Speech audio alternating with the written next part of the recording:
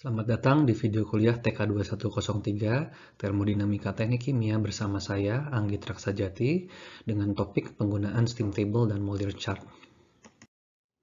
Capaian dari video singkat ini, mahasiswa mampu menggunakan steam table dan Mollier chart dalam penyelesaian perhitungan termodinamika teknik kimia.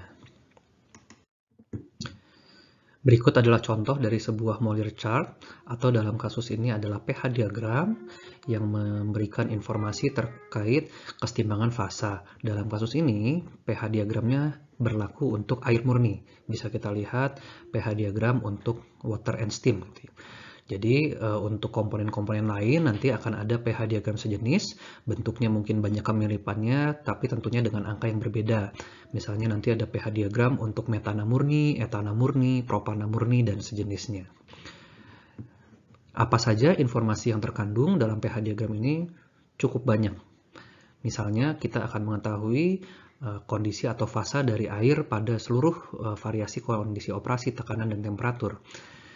Sebagai kita kenal, akan ada beberapa fasa. Di sini L menyatakan liquid, V menyatakan vapor, V plus L artinya campuran vapor dan liquid atau cair uap gitu ya. Dan tentunya nanti akan ada kondisi superkritik. Apa maknanya masing-masing? Jadi di sini kita lihat ada suatu kubah. Kubah ini menentukan batas kapan air berada dalam kondisi uap dan kapan dalam kondisi cair. Misalnya pada tekanan 1 bar atau kondisi atmosferik pada temperatur rendah katakanlah 25 derajat, air tentunya akan berada dalam kondisi cair. Tapi jika kita tarik pada garis 1 bar ini, kita tarik ke kanan, temperaturnya makin tinggi, makin tinggi, makin tinggi, sampai dia ketemu kubah pertama kalinya. Ini adalah kondisi saturated liquid atau cair jenuh, tepat saat pertama kali uap terbentuk. Kemudian lanjut dipanaskan, semakin ke kanan, semakin ke kanan, semakin banyak fraksi yang menguap, semakin banyak fraksi yang menguap. Selama dia berada di dalam kubah, maka dia menjadi dua fasa. Ada yang masih dalam cair, tapi sudah mulai ada yang berubah menjadi uap. Sampai dia bertemu dalam batas kubah yang paling kanan. Dalam kasus ini adalah saturated vapor atau uap jenuh. Seluruhnya sudah menjadi uap. Dan jika dilanjutkan, dipanaskan, ada di zona kanan dari kubah, dia sudah sepenuhnya jadi vapor atau sudah jadi superheated vapor gitu ya. Kemudian kita juga akan tinjau dalam suatu envelope diagram titik maksimumnya. Di sini di atas ini ada titik kritik. Maksudnya apa? Jika fluida tersebut berada dalam kondisi temperatur di atas temperatur kritiknya dan di atas tekanan kritiknya, dia sekarang akan berada dalam fase superkritik. Superkritik ini tidak sepenuhnya liquid, tapi tidak sepenuhnya uap juga. Spesifiknya densitasnya akan menyerupai densitas liquid. Densitasnya cukup tinggi, tapi viskositasnya akan menyerupai viskositas vapor. Artinya viskositasnya rendah. Jadi nanti akan ada aplikasi-aplikasi fluida superkritik.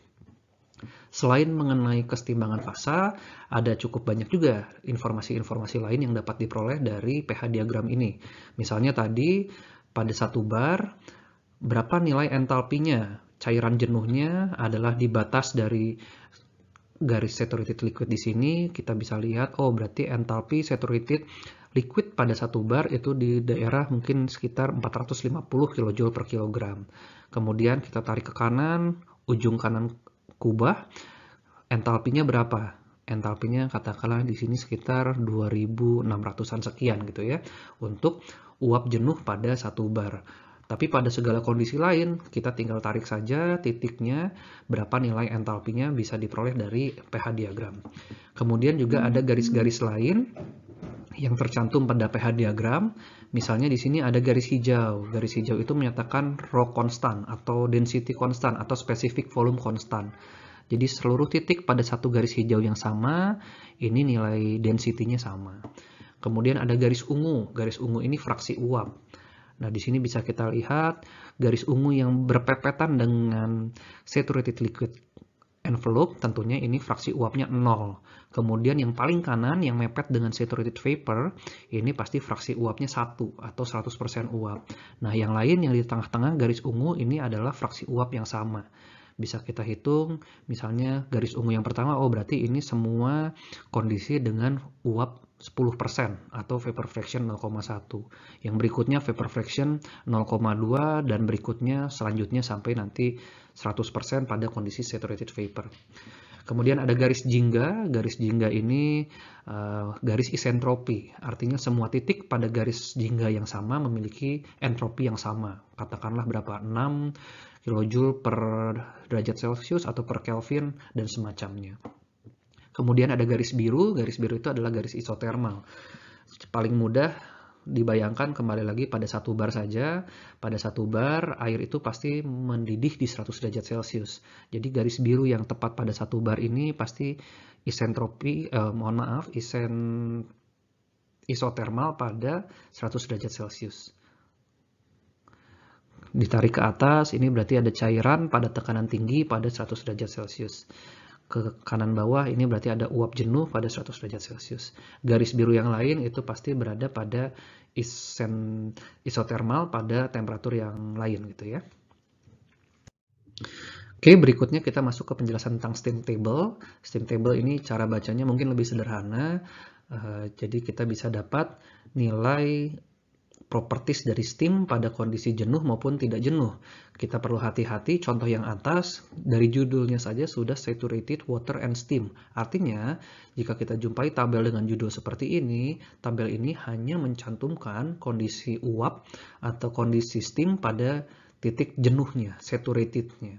Ada kondisi apa saja? Seperti gambar sebelumnya, pada kondisi saturated artinya dia tepat pada envelope, artinya tepat jenuh gitu ya. Artinya pada satu nilai temperatur pasti hanya merujuk pada satu nilai tekanan. Kalau uap jenuh pada 120 derajat pasti hanya jenuh di tekanan 0,19867 megapascal, tidak pada tekanan lainnya.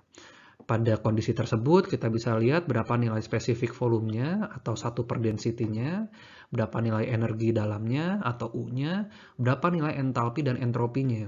Bisa kita tinjau juga nilai entalpi dan entropinya dinyatakan dalam 3 basis.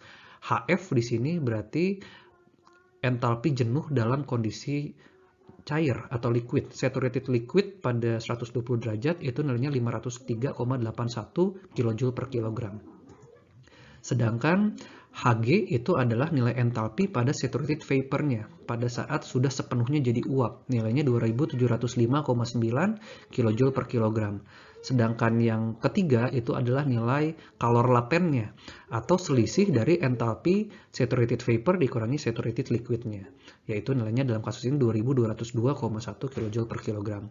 Untuk entropi pun sama kasusnya. Yang pertama itu adalah nilai entropi untuk saturated liquid-nya. Yang berikutnya adalah entropi untuk saturated vapor-nya. Dan yang terakhir adalah delta S latennya gitu ya. Dan nilainya akan berbeda untuk masing-masing kondisi operasi. Nah, kalau yang kedua, ini contoh tabel untuk kondisi bukan hanya saturated, tapi pada kondisi bermacam. Pada kondisi bermacam, kita bisa lihat di sini air pada tekanan 6 megapascal. 6 megapascal itu artinya 60 bar. Kalau pada 6 megapascal, saturasinya terjadi hanya di 275,585 derajat Celcius. Batasannya di sini, gitu ya. Di garis sebelum garis yang atas, ini berarti pada kondisi saturasi, tapi pada kondisi saturated liquid, cairan jenuhnya. Pada temperatur yang sama, di bawah garis horizontalnya, itu adalah pada kondisi saturated vapor-nya. Jadi karena dia komponen murni, maka titik saturasinya nilainya sama gitu ya. Tapi nilai entalpi dan entropinya beda. Entalpi cair jenuhnya 1213,9, entalpi jenuh uapnya 2784,6. Entropi cair jenuhnya 3,0278, tapi entropi uap jenuhnya 5,8901. Lalu apa maknanya pada temperatur yang lain? Sekarang kita tinggal pikirkan saja kembali lagi ke keseimbangan fasa sebelumnya. Pada tekanan yang sama, jika temperaturnya di bawah 275,585, maka fasanya apa? Pasti pada tekanan tersebut, di temperatur yang lebih rendah, dia nilainya adalah dalam kondisi cair. Cair atau kita kenal dalam istilah subcooled liquid gitu ya. Nah, jadi pada 0 derajat, 10 derajat, 20 derajat, hingga 270 derajat, itu dalam kondisi subcooled liquid.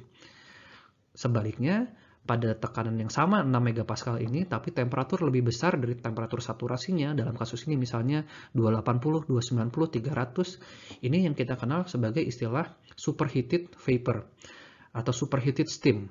Mengapa? Karena dia sudah dalam kondisi vapor, tapi sudah di atas titik saturasinya.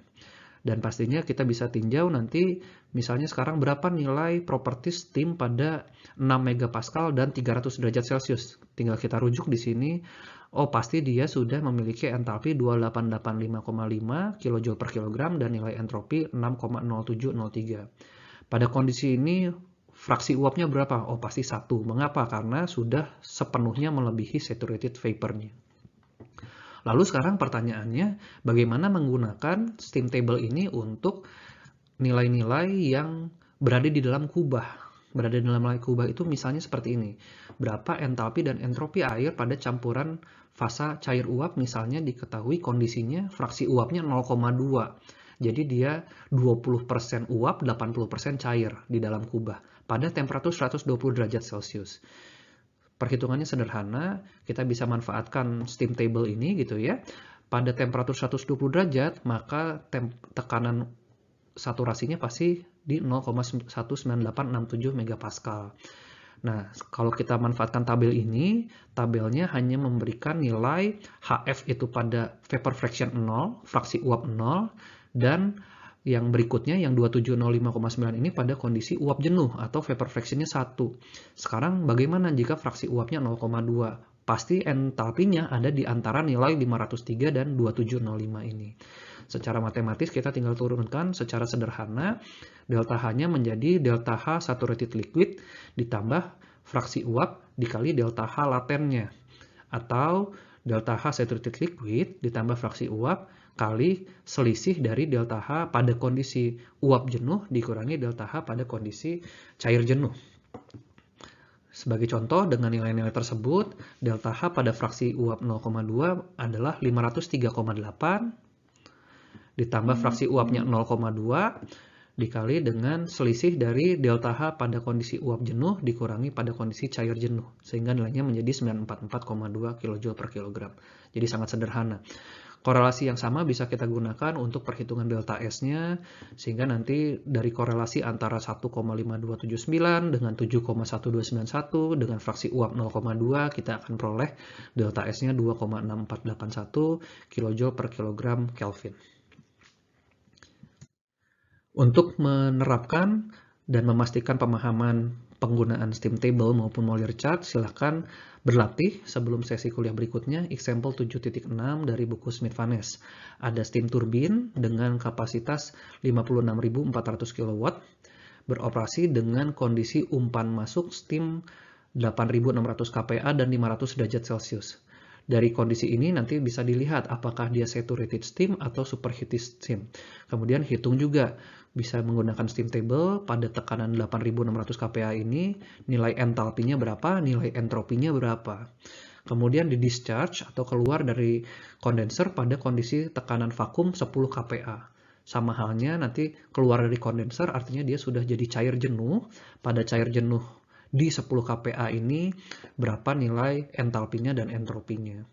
Kemudian hitung turbin efisiensinya 0,75 atau 75%. Hal yang harus diingat, turbin itu bekerja dengan prinsip ekspansi isentropik untuk menghasilkan kerja atau menghasilkan energi gitu ya.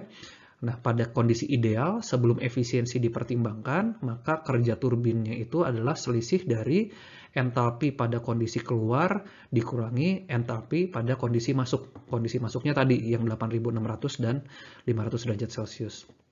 Kondisi keluarnya silahkan dihitung. Asumsinya turbinnya bekerja secara isentropik atau delta S masuk sama dengan delta S keluar.